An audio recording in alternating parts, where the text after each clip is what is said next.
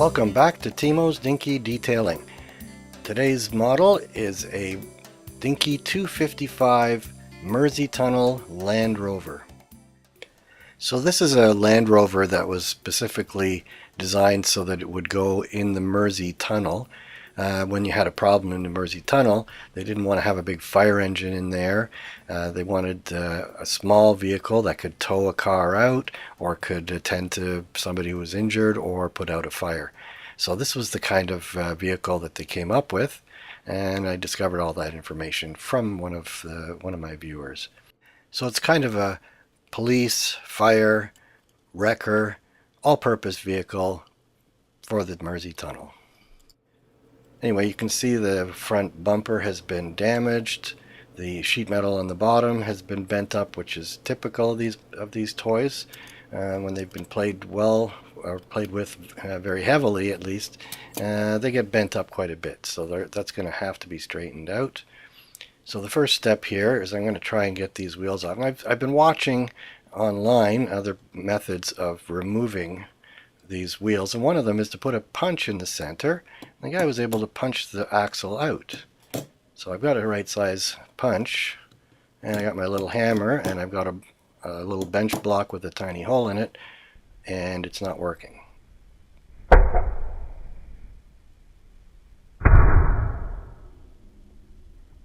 So give up on that. So then I go to this method. I did this before using a sanding drum, and I have these carbide bits, and it's not working very well. It's grabbing too much, and I would probably need a grinding stone so that it's a finer thing.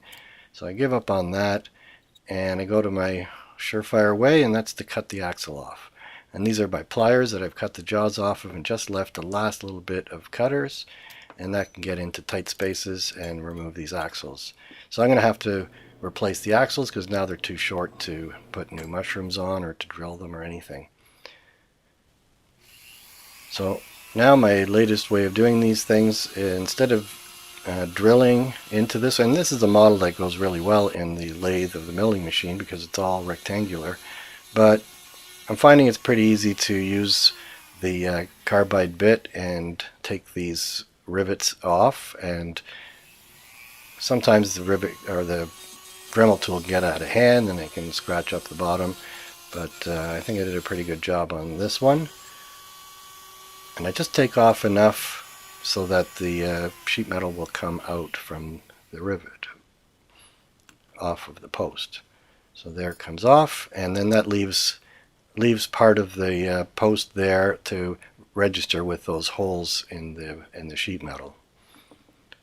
So you can see all these parts are bent up and they're a little bit rusty. So first thing, even before stripping paint, I'm going in with my parallel pliers, parallel flat-jawed pliers. You can buy these actually. You can buy them flat-jawed or with the teeth. And I bought these when I was an apprentice, and I ground the teeth off of them. I didn't know that there was ones that already had the jaws ground off.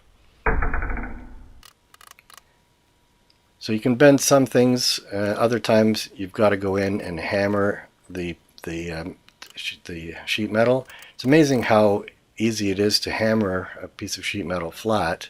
You wouldn't think it works, but it works brilliantly. So I got this one in pretty good shape. I think after this I still did a little bit of work, but it's mostly there.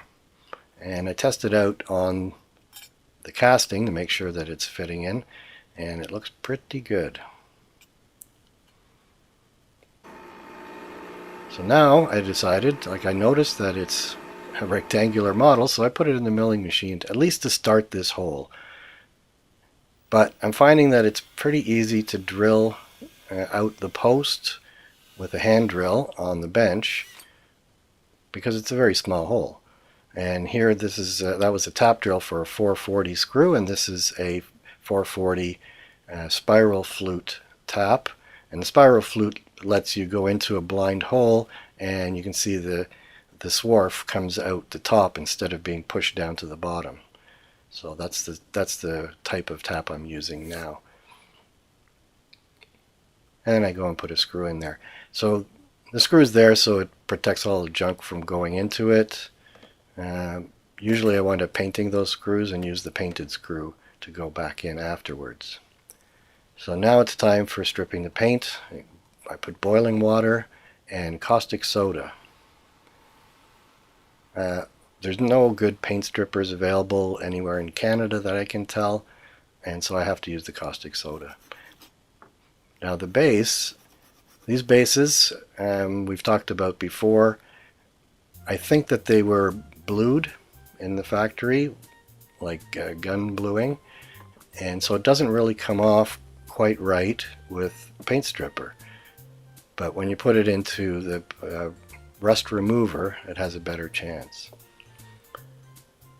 Now here I'm trying to bend that front bumper, get that straight, and I decided it's too much of a bend. I'm going to have to heat it up. Sorry that's out of focus. I had to turn the light off because otherwise you couldn't see the flame. I'll put the light back on, and that moves much easier. So now I've got to make a piece that's going to replace the part that's missing. So I've cut a piece of aluminum, and I'm basically being like a blacksmith with this. I'm going onto the vise and I'm hammering away and getting it to the shape that I need it in. And really, I can understand how blacksmiths work, because working with aluminum like this, you're hammering it, it's just like hammering red hot iron, except it's cold, so I can hold it with my bare hands. It's a tricky part because it has this little curve, and so I got that curve in there. And here it's still too long. I haven't cut it to length. I was thinking I would file it at an angle, and it's not liking filing. So okay, let's just file it straight, and I'll cut the part shorter to match. So filing off a bit of that's where it's going to be glued onto, so I have to make sure that it fits properly. So now I've got it fitting properly. So I'm ready to glue it in place. So somewhere in between, I managed to break off that little piece of bumper. So all that work hammering away came to waste.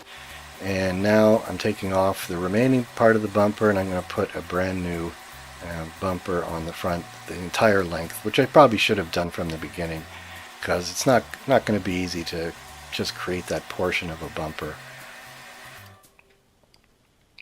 So there I've got just the post sticking out.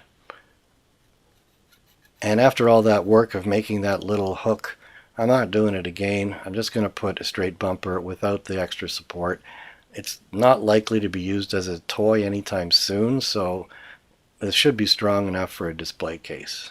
So I've put cyanoacrylate glue, also known as super glue, and that's the rapid setter of the glue. It's instant spray on instant setting of cyanoacrylate glues. And on the bottom I put a little bit there and then some baking soda, which creates a structure to hold that bumper in a little bit stronger.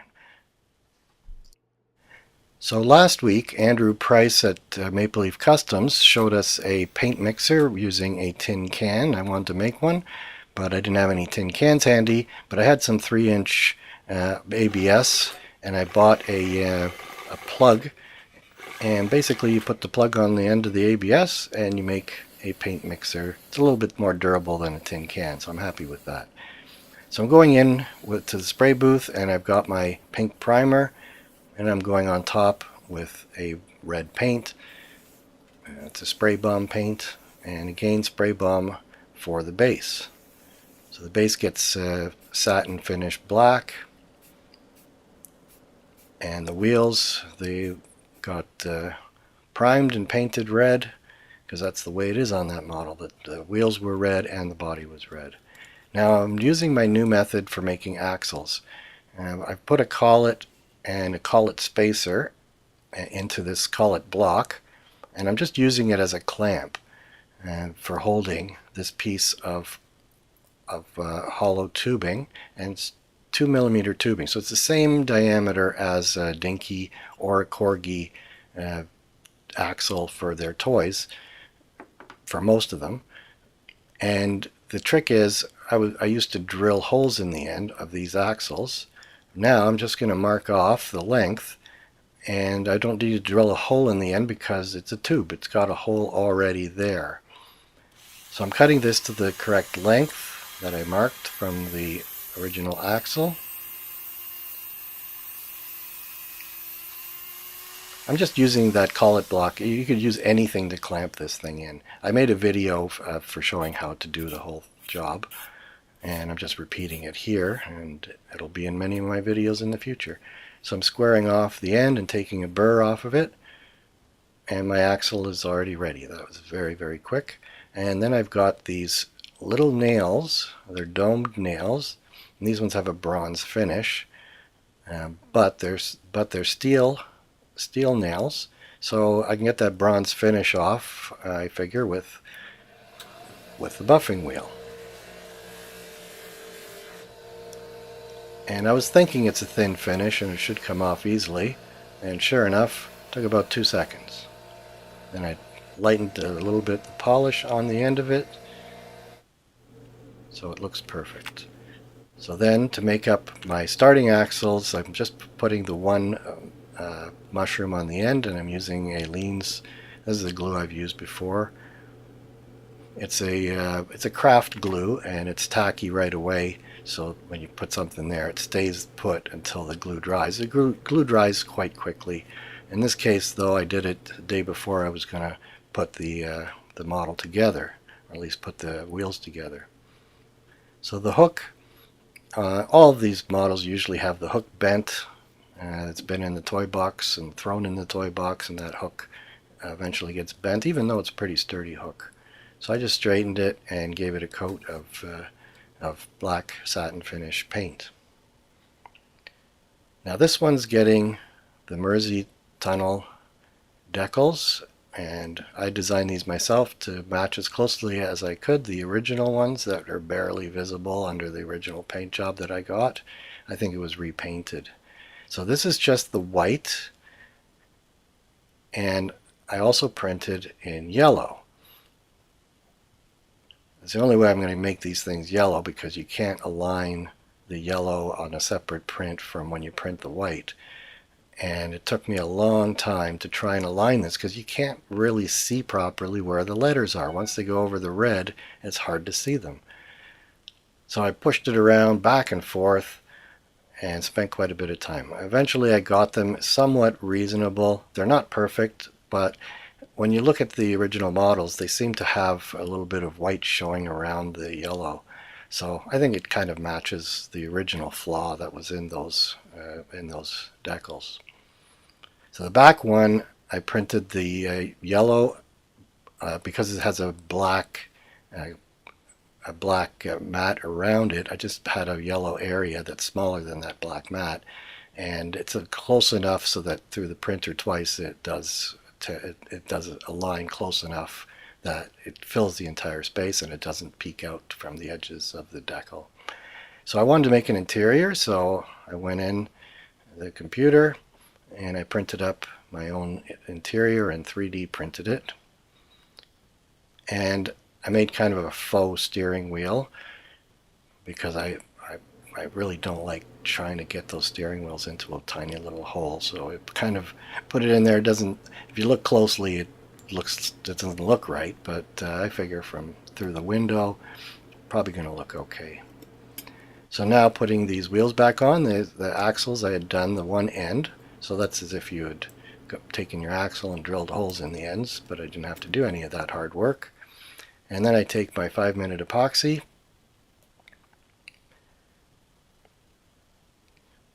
and I quickly mix it up. You got to mix this stuff really well or it's not going to harden properly. But this stuff from the dollar store is actually way better than the expensive stuff that has a gorilla on it. So I'm happy paying a fraction of the price. And there we go. Perfect finish. Now for this, for the seats, I printed it. I think I printed it twice to made adjustments, but I still didn't get the height right. But I've learned from other models that sometimes Dinky would put a sponge underneath the seats so that it would push it up into the cabin. So that's what I've done, is I glued some sponge onto the bottom. And here, making a very, very simple windshield. I scored the plastic so that I could bend it. And when I'm working with this stuff, it drives me crazy because it's best to work with your bare fingers because it's tiny and it's very delicate. But you get your fingerprints all on it. And what I did was I just went to the sink and washed it with soap and water, and then held it by the edges so it doesn't have any fingerprints when it's in the final video.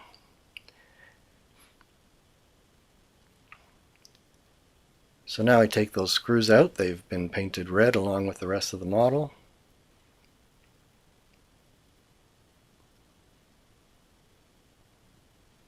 I've got my sponge on the bottom of the interior, and I have to put that interior in there because the back window actually fits in behind the seat back. So it has to be in there just right. And then I align my base, and it works perfectly, and the hook goes back on as well. And it's just a matter of screwing in 2 screws.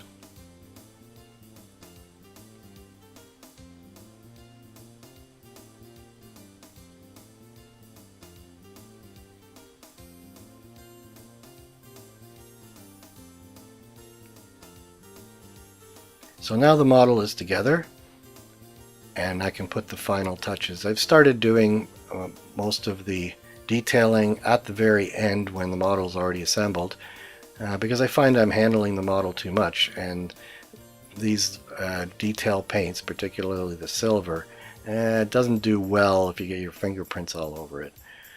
So I'd rather do that at the very end so that it's pristine in the final model.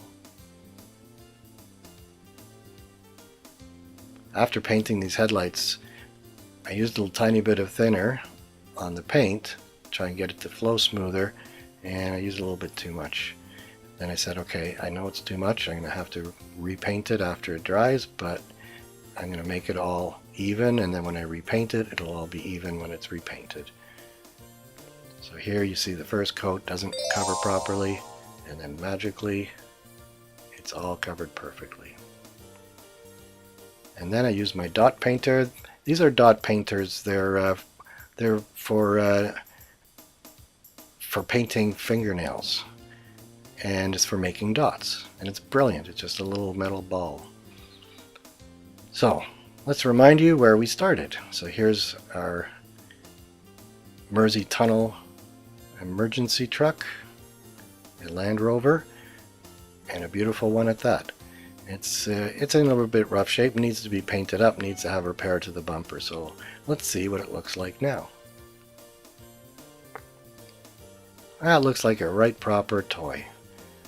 Much as it looked when it was brand new, except it didn't have an interior. So this is basically a restoration to the original, except for the interior that I put in. So I hope you enjoyed this episode of Timo's Dinky Detailing. Until next time, be seeing you.